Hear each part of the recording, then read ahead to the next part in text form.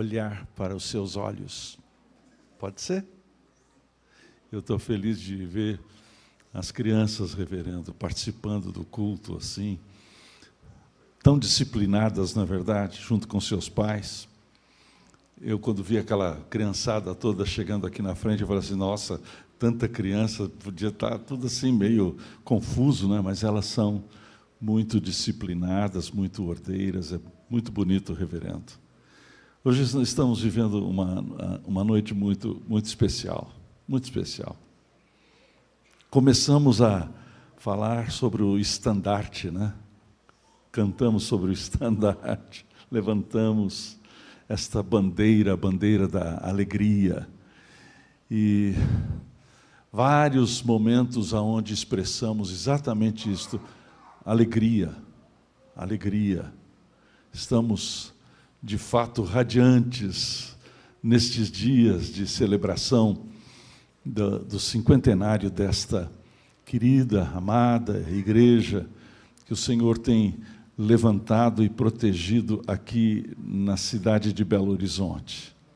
Eu agradeço muito, reverendo, a sua gentileza de ter me convidado para participar destas celebrações. A você, meu amigo tão querido, e ao conselho desta igreja que foi tão gentil comigo e também com a minha querida esposa, a Érica, que só alegra o meu coração. Está aqui comigo também, participando. Eu sei que a palavra dela foi uma palavra muito preciosa no dia de ontem, aí para as mulheres. E quando eu falo, tem algumas mulheres balançando a cabeça assim, que foi mesmo, né? Aí eu fico feliz da vida, né? Deus tem nos concedido esse privilégio tão grande de estarmos agora sem ser pastor de uma igreja local, mas nunca consegui parar, né? Algumas pessoas dizem, reverendo, o senhor está na hora de jubilar, parar. Não, mas eu não consigo, reverendo. Todo final de semana, em algum lugar, viajando, não somente pelo Brasil, mas viajando também, como aconteceu neste último ano, vários países da América Latina, né? Nosso livro foi traduzido para o espanhol, está sendo traduzido agora para o italiano. Então, eu aprendi a falar espanhol, né? Eu hablo espanhol, né? Prego, e a turma acha que eu falo muito bem o espanhol. Reverendo, como o senhor fala bem o espanhol? Agora eu vou falar em italiano. Estou pregando por aí afora. E o que tem sido uma bênção tão grande para o meu coração. Me sinto feliz. Você não pode imaginar, reverendo. E eu, por isso, agradeço muito ao conselho desta igreja a honra de ser o pregador, que é o último dos pregadores aí da série de conferências especiais do aniversário desta igreja. Vi o coral cantando, as meninas cantando, o coral lindo. Aí eu perguntei, quantos anos você tem? Ela disse, eu tenho 13 anos. É 13 mesmo, na verdade? 13 anos, cantando assim, de uma forma tão bonita, né? Coral simplesmente trouxe um enlevo muito especial ao meu coração. Agradeço muito, reverendo, o senhor ter permitido que as crianças permanecessem, né? Então eu vou falar para as crianças também, né? Vou falar para as crianças também. No meio destas celebrações, me fez lembrar uma das igrejas que viveu intensa alegria. A igreja que acompanhou o apóstolo Paulo praticamente em todo o seu ministério. Por onde o apóstolo Paulo andava, esta igreja o acompanhava. Com orações, com sustento, com amor. E por isso o apóstolo Paulo se dirige a esta igreja por algumas vezes, falando de sua alegria. Alegria. Alegria. Exatamente como o ambiente que nós estamos vivendo aqui na noite deste dia, um ambiente de alegria, estamos alegres, né? De uma forma especial. É a carta de Paulo aos Filipenses, uma carta toda especial, que traz ao nosso coração, na verdade, o desejo de nos parecermos com aquela igreja, a igreja de Filipos, de tal maneira que nós possamos refletir realidades de caráter espiritual que, de fato, moldam a vida da igreja do Senhor Jesus Cristo sobre a face da terra. Nós somos, irmãos queridos, alvos de realidades espirituais que muitas vezes nós mal conseguimos expressar. Devemos nos lembrar o seguinte, que nas Escrituras não existe contradição. É no budismo que existe contradição. Porque o budismo diz que Deus é uma mão que aplaude. Deus é Deus e não Deus ao mesmo tempo e na mesma relação. No cristianismo, impossível. Não há possibilidade de contradição nas Escrituras. Mas nós encontramos algumas coisas que aparentemente são contraditórias. Nós encontramos, na verdade, paradoxos que aparentemente são contraditórios. Quando o apóstolo Paulo diz assim, quando eu sou fraco, aí é que eu sou forte. Que é uma aparente contradição. Mas é simplesmente uma questão de fraseologia. Porque você pode dizer a mesma coisa sem ser paradoxal. Quando o apóstolo Paulo disse, quando eu sou fraco, significa, eu sou mais dependente de Deus. E quando eu sou mais dependente de Deus, eu sou forte. É exatamente isto que o apóstolo Paulo está dizendo, sem ser contraditório. Mas ele apresenta também algumas coisas que os teólogos estão chamando de antinomias, ou melhor, antinomos, ou leis que aparentemente são contraditórias. E estas leis, elas não se fundem, elas são mantidas em tensão. Por exemplo, Deus é soberano. E quando nós falamos a respeito da soberania de Deus, está manifesto o fato de que Deus governa absolutamente todas as coisas. Nem o pecado o toma de surpresa. Deus está no controle absoluto de todas as coisas. E até mesmo as circunstâncias adversas estão debaixo do seu controle para um fim proveitoso. É por isso, meus irmãos, que muitas vezes, quando nós estamos diante dessas coisas assim, que nos deixam boquiabertos, maravilhados, a gente não consegue explicar, não é verdade? Porque se Deus é soberano, nós não somos responsáveis. E se nós somos responsáveis, Deus não é soberano. Mas as duas coisas, as Escrituras dizem que ocorrem claramente. Deus é soberano e ao mesmo tempo nós somos responsáveis. Como juntar essas duas coisas? Não se junta. Simplesmente nós ficamos boquiabertos. É por isso então que nas Escrituras existem uma outra coisa, e o apóstolo Paulo é especialista em tratar desta realidade que vou mencionar agora. Mistérios. Mistérios. Estamos, meus irmãos, diante de mistérios, coisas que nós sabemos, mas ao mesmo tempo não sabemos. E existem diversas coisas da realidade, inclusive científica, da realidade, por exemplo, da luz. Por exemplo, nenhum estudioso a respeito da física sabe definir a natureza da luz. Eles não sabem filosofar a respeito da luz, o que é a luz. Mas não importa, não importa. Quando eu chego num quarto escuro, o que eu faço? Eu acendo a luz, e ela vem, e eu não preciso filosofar sobre ela.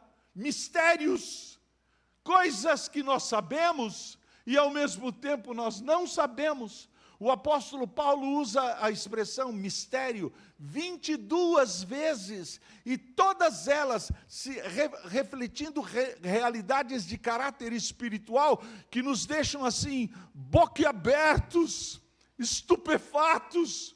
É por isso que a igreja canta.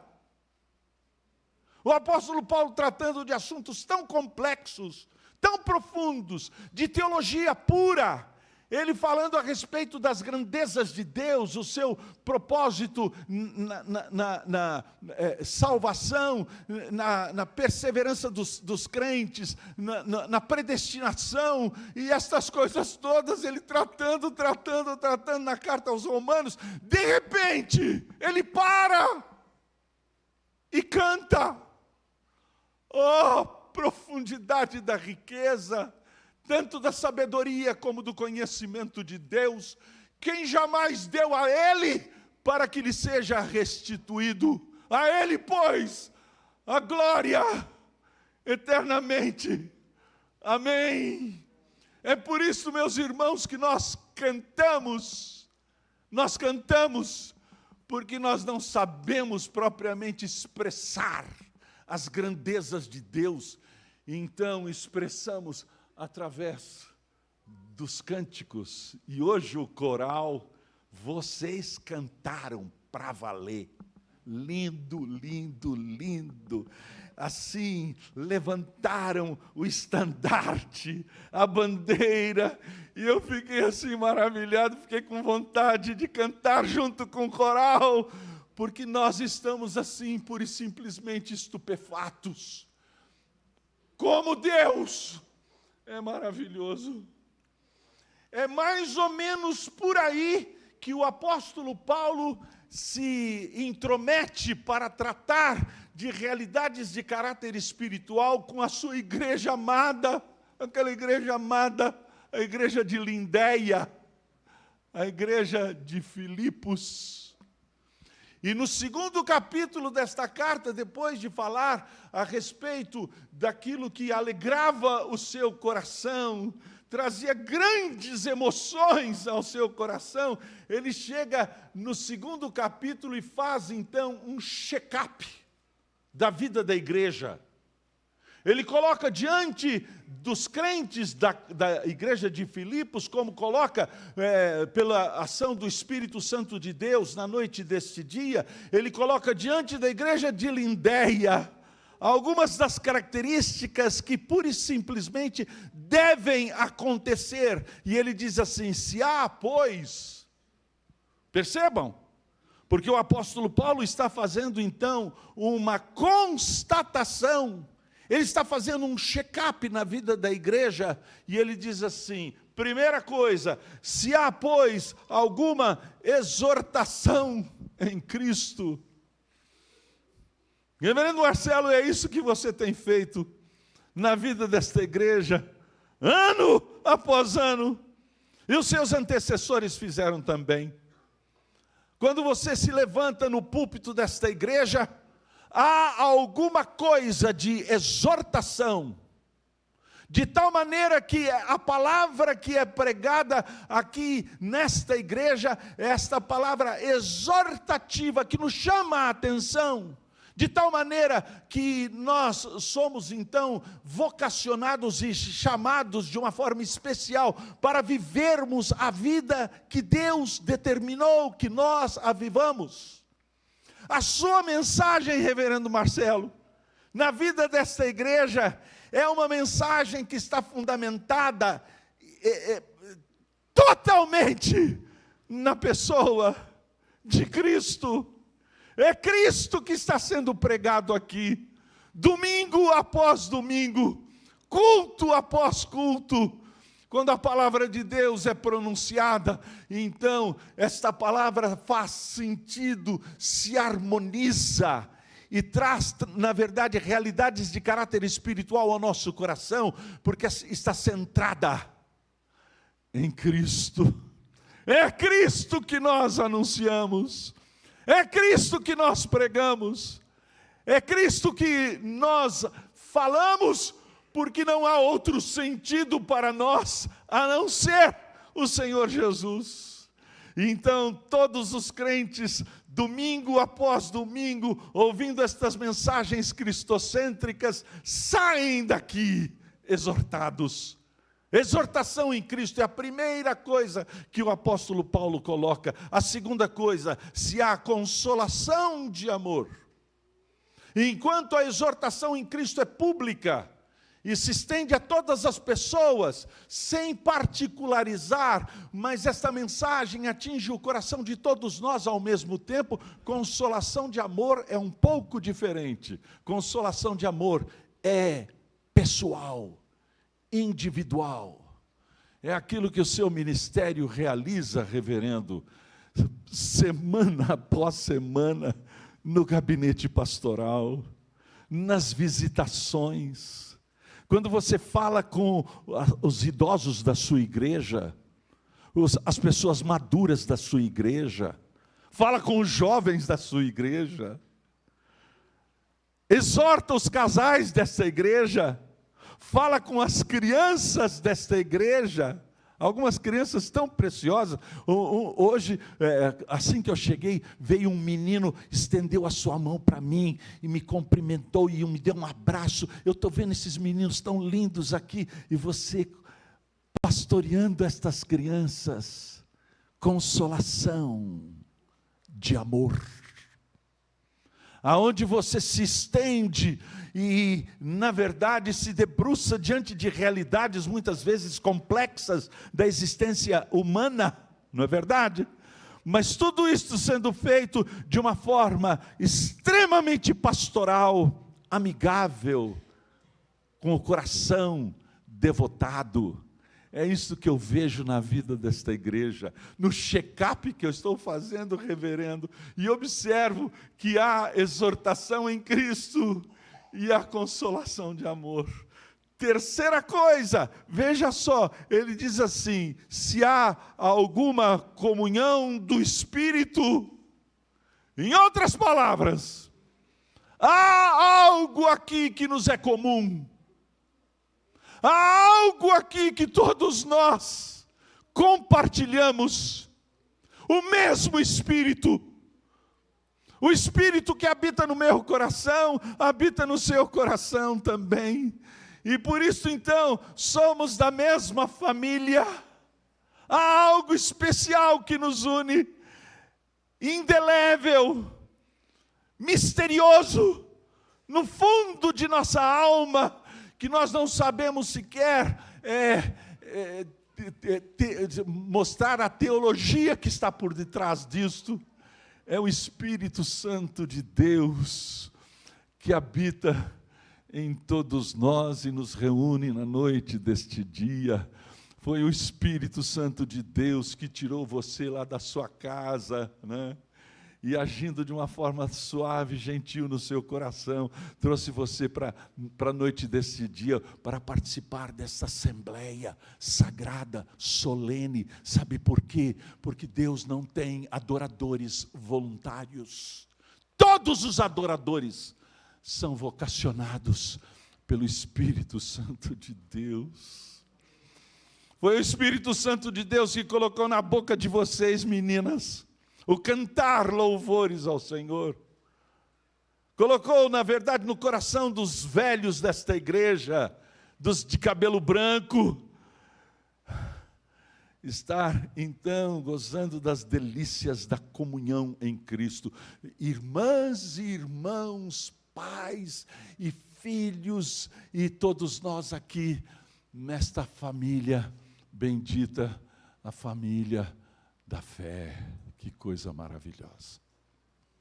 Temos uma comunhão, temos em comum o Espírito Santo de Deus. O apóstolo Paulo acrescenta, ele diz assim: se há entranhados afetos. Isso é coisa de judeu. Porque nós não falamos deste jeito. Porque para nós dividimos o corpo humano desta forma: cabeça, tronco e membros. O judeu não. O judeu divide da seguinte forma: cabeça, coração e entranhas. Cabeça é por onde a realidade entra para nós, pelos nossos sentidos, pelos nossos olhos, pelo nosso paladar, pelos nossos ouvidos, pelo nosso olfato. A cabeça, portanto, abarca a realidade externa que está ao nosso derredor. O coração não é propriamente o centro dos sentimentos. O coração é o centro das decisões. Quando as Escrituras falam de todo o meu coração, de todo o meu coração, não o centro dos sentimentos, mas o centro das decisões, entranhas, é o centro das emoções, não é não? E não é verdade? Quando a gente está assim, emocionado, numa hora assim, que a gente percebe que vai ser um momento assim, meio difícil de nós vivermos, né, Érica? Quando você está lá para fazer a sua palestra, não? É aqui que a gente sente, vontade de ir para o banheiro. Não é não? É assim, irmãos, afetos entranhados, como se o apóstolo Paulo estivesse dizendo: ah, como é bom chegar o primeiro dia da semana, e aí então nós nos reunirmos novamente, nesta festa tão maravilhosa aqui em culto a Deus, sentado um ao lado do outro, a gente gozando dessa coisa tão maravilhosa que produz afetos entranhados das nossas entranhas. Vocês sabem, meninas, que os jovens judeus, eles não dizem assim: eu te amo de todo o meu coração. Eles não dizem assim. Eles dizem assim: eu te amo de todo o meu intestino, por causa dos afetos das entranhas. Aí o apóstolo Paulo acrescenta: afetos entranhados e misericórdias. Sabe por quê? Porque aqui ninguém é maior do que o outro. Esse negócio de ser petulante, nariz em pé, não existe no meio da igreja do Senhor Jesus. Todo mundo aqui é igual, todo mundo é igual. Nós precisamos uns dos outros. E muitas vezes, meus irmãos, as crianças que trazem lições preciosas ao nosso coração. Algumas vezes pessoas assim, semi-analfabetas, ignorantes mesmo do ponto de vista meramente humano, são aquelas que trazem ao nosso coração lições tão profundas. Eu conheci um senhor, era analfabeto, mas meus irmãos, quando ele abria a Bíblia, ele lia a Bíblia. Havia na nossa igreja uma menina, ela tinha um problema sério, ela tinha a síndrome de Down, uma menina que tinha muitas dificuldades, mas uma menina crente. Eu tive o privilégio de recebê-la por pública profissão de fé.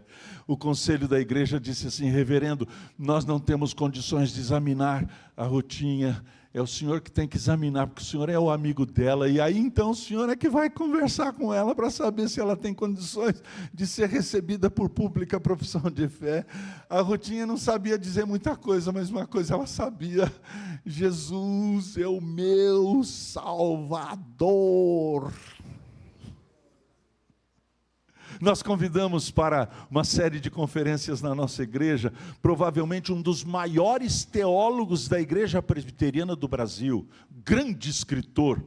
Ele não escreve livro fininho, não, ele escreve livro grosso. Eu digo, eu não vou dizer o nome dele, mas meu amado, meu amigo, ele estudou comigo lá no seminário, morávamos no mesmo apartamento, né? Ele escreve livro dessa grossura, sim. O livro dele você põe em pé. É livro para pôr em pé. E um dia ele lá, convidado para a série de conferências especiais para os adolescentes e a juventude da igreja, a Rutinha não podia perder, não. Ela estava em todas. Aí então, quando ela viu o nosso preletor, ela que era toda dada assim, chegou para ele e falou assim, ela não o conhecia, ela disse assim: moço, você já tem Jesus no seu coração? O preletor ficou assim meio sem saber como responder a Rutinha, percebendo a dificuldade da Rutinha. O semblante dela manifestava as limitações dela. E ele então, teólogo que era, né? Ele disse assim: não, eu vim aqui para a série de conferências, eu sou o preletor, vou falar sobre... E disse os assuntos que ele ia falar. A Rutinha olhou para ele assim e falou assim: mas moço, não foi isso que eu perguntei. Irmãos queridos, na vida da igreja existe misericórdia.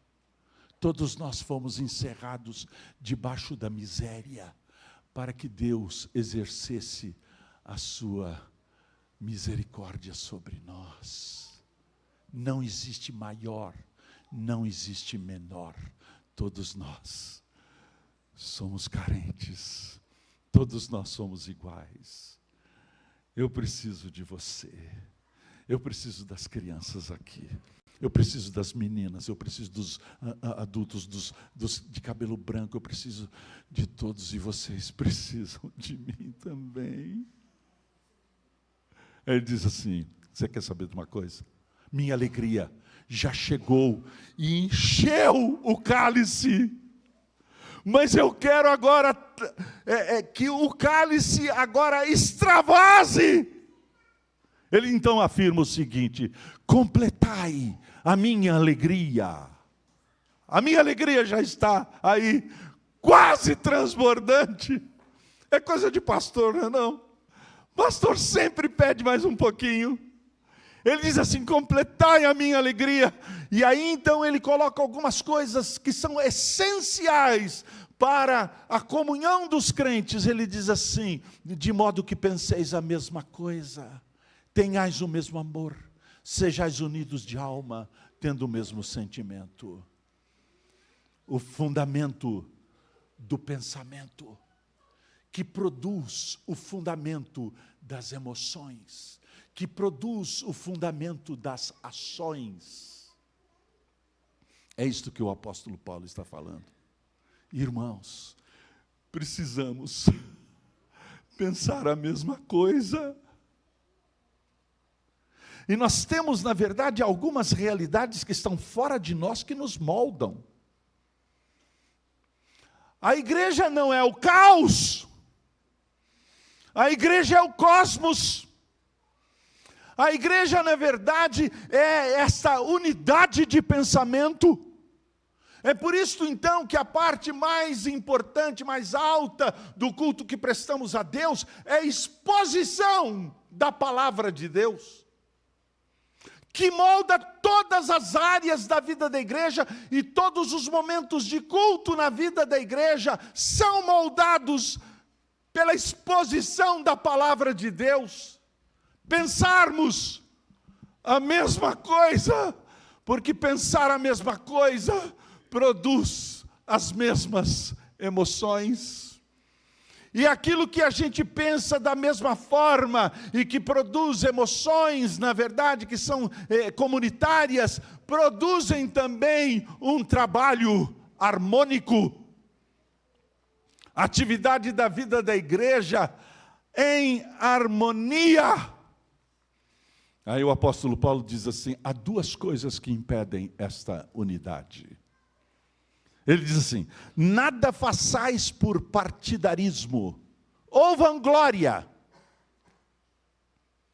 Nós amamos o partidarismo, não, a gente gosta, não gosta? A gente gosta. Eu sou de Paulo, eu sou de Apolo, eu sou de Pedro. E outros que tinham, na verdade, a pior das atitudes, usavam o melhor dos nomes. Aqueles santarrões da igreja, né, que dizem, eu sou de Cristo. Uns diziam que era do apóstolo Paulo, porque o apóstolo Paulo era o fundador da igreja. E o apóstolo Paulo era, na verdade, um grande doutrinador. Fazia sermões longos. Um dia, alguém na parte ali mais alta, ouvindo o sermão do apóstolo Paulo, dormiu durante o sermão. Caiu de lá de cima. Morreu. O apóstolo Paulo matava nos sermões dele.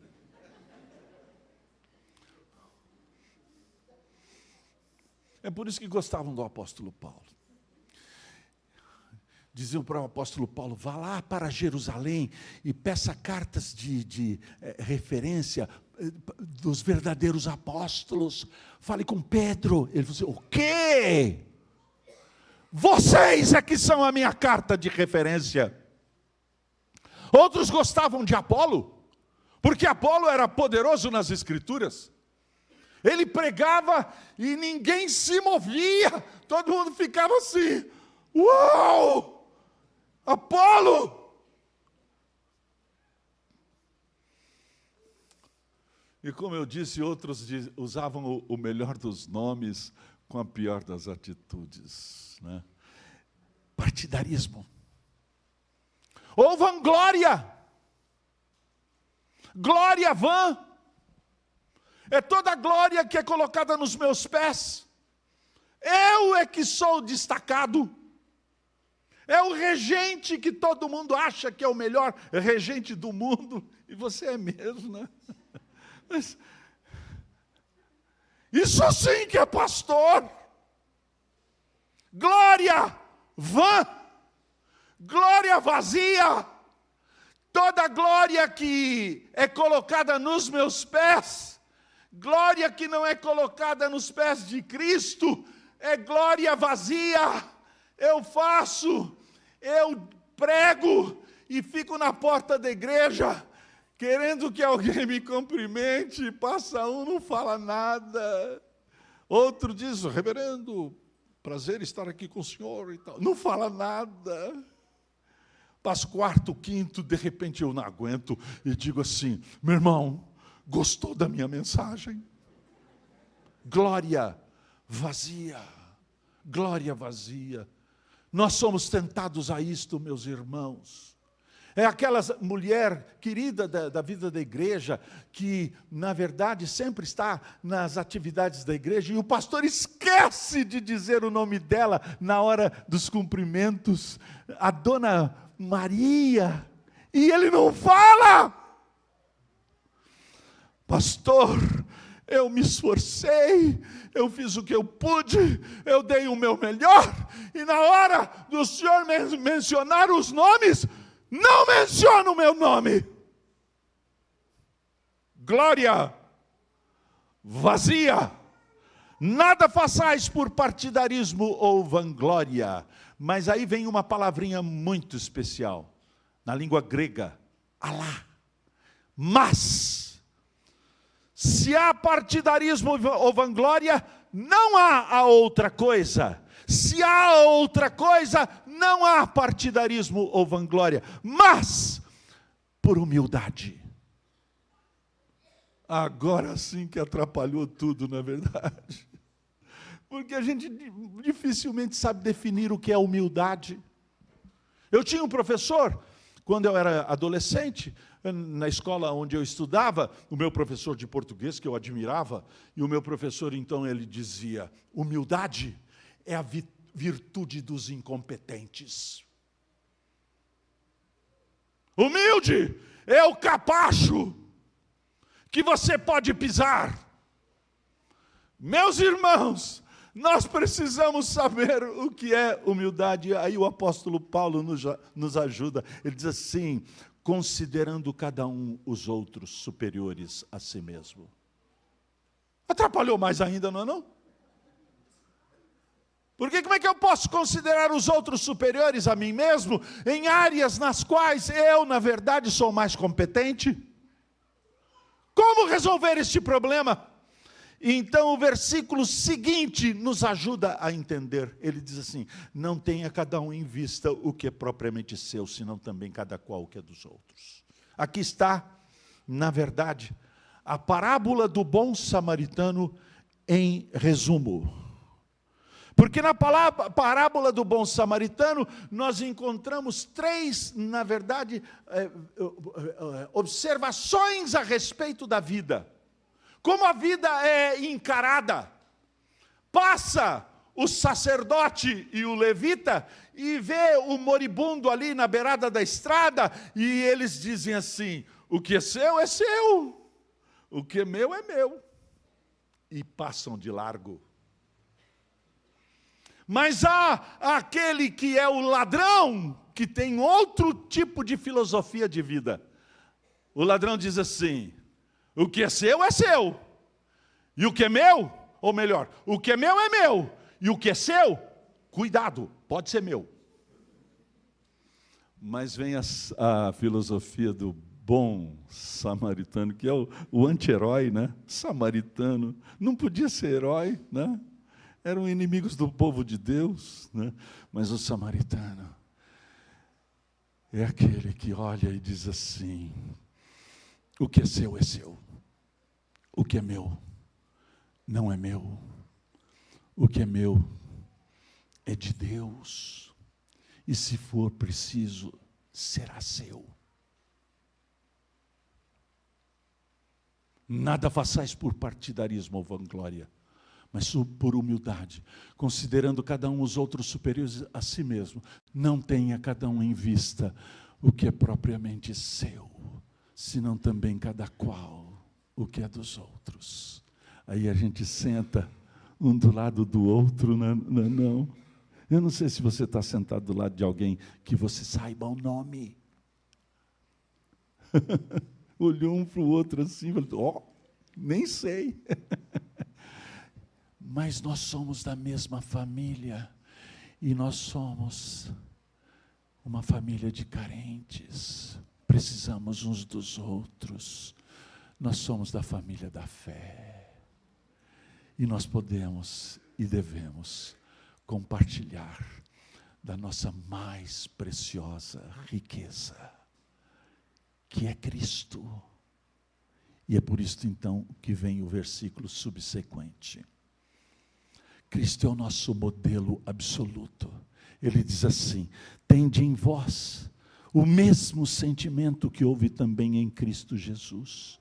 Pois ele, subsistindo em forma de Deus, não julgou como usurpação o ser igual a Deus, antes a si mesmo se esvaziou, assumindo a forma de servo, tornando-se em semelhança de homens e reconhecido em figura humana, e a si mesmo se humilhou, tornando-se obediente até a morte, e morte de cruz. Irmãos queridos, aqui está o mistério dos mistérios. É uma das doutrinas que os teólogos têm dificuldade de tratar, a kenosis. Como Deus pode, na verdade, abaixar e chegar a ser reconhecido em figura humana. Como Deus pode se encarnar? Mas, meus irmãos, aqui, assumindo o grande mistério da fé, nós estamos, na verdade, diante da realidade espiritual que fala a mais profunda doutrina da salvação. Ele tomou sobre si os nossos pecados. O castigo que nos traz a paz foi colocado sobre ele. Ele assumiu a nossa humanidade. Por quê? Porque Deus é um Deus consistente. Deus é o supremo juiz.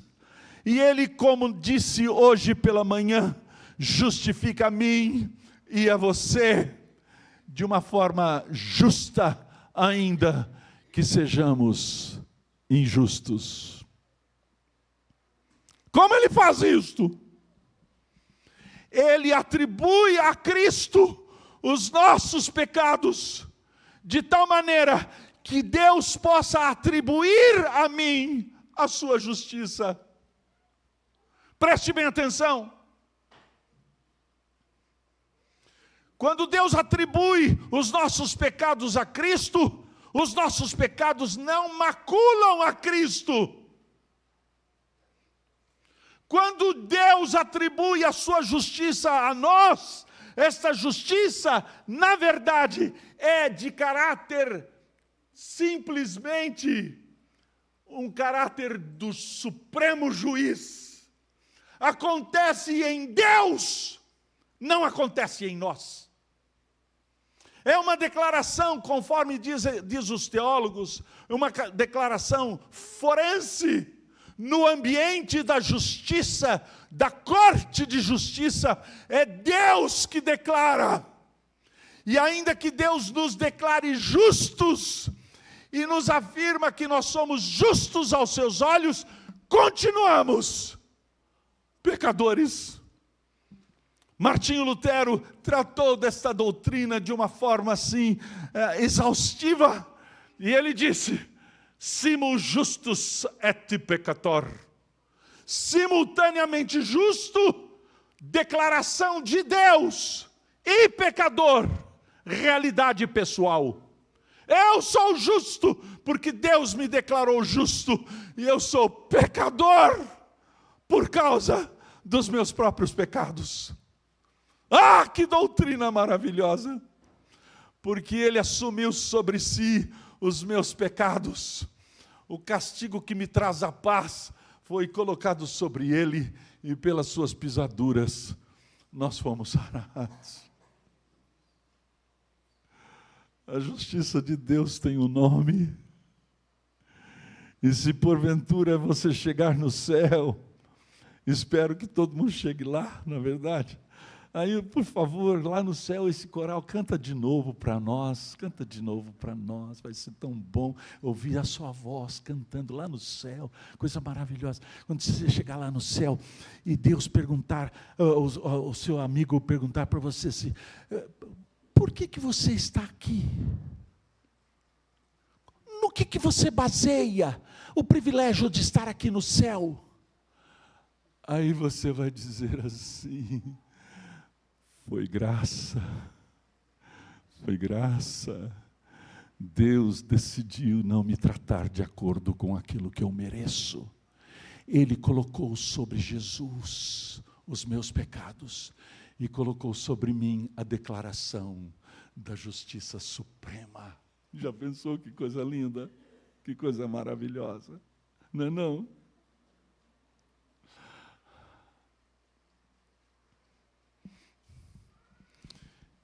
Então o apóstolo Paulo rasga numa declaração agora estupenda e afirma: pelo que Deus lhe deu o nome que está acima de todo nome, para que o nome de Jesus se dobre todo o joelho nos céus, na terra e debaixo da terra, e toda língua confesse que Jesus é Senhor,